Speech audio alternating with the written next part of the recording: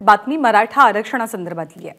मराठा आरक्षणाविरोधातली याचिका उच्च न्यायालयाकडून स्वीकारण्यात आली आहे। तातडीच्या सुनावणीला नकार दिला जातोय आणि पुढच्या आठवड्यात सुनावणी घेण्याचं निश्चित झालंय। 2022 पासून दाखले दिले जात आहेत, मग तातडीच्या सुनावणीची गरज काय असा प्रश्न उच्च न्यायालयाने उपस्थित केलाय, परंतु आरक्षणाविरोधातली याचिका हायकोर्टाने स्वीकारल्याचं कळतंय। अमेय राणे आपल्या सोबत आहेत। अमेय, याचिका दाखल कोणी केलेली आहे, काय स्वरूपाची याचिका आहे, कोर्टाने काय म्हटलंय? आता मनोज जरांगे यांना आश्वासन देताना मुख्यमंत्र्यांनी 26 जानेवारी रोजी जो GR प्रस्तावित आहे त्याचा जो मसुदा जरांगेंच्या हाती दिला, ज्यानुसार सगळे सोयरे व गणगोत यांच्या बाबत सुद्धा राज्य सरकार सकारात्मक असल्याचं म्हटलेलं आहे।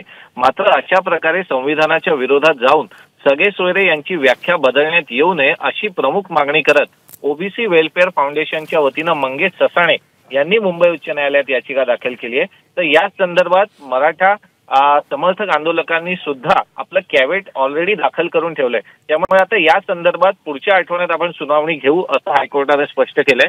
कारण की गेल्या अनेक काळापासून म्हणजे अनेक महिन्यांपासून जर ही कुणबी प्रमाणपत्र मराठा समाजातील लोकांना दिली जात आहेत, तर आता तातडीनं यावर सुनावणीची आवश्यकता नाहीये। तुमची याचिका आम्ही दाखल करून घेतोय, परंतु ती आज किंवा उद्या तातडीनं त्यावर सुनावणी होऊ शकत नाही।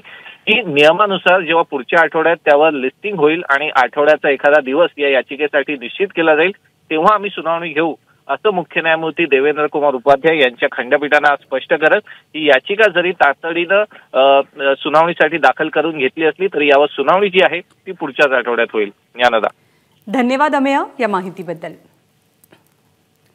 तर तातडीची सुनावणी मराठा आरक्षण विरोधी याचिकेवरती होणार नाही, पुढच्या आठवड्यात ही सुनावणी घेतली जाईल। तातडीच्या सुनावणीला कोर्टाकडून नकार दिला गेलाय।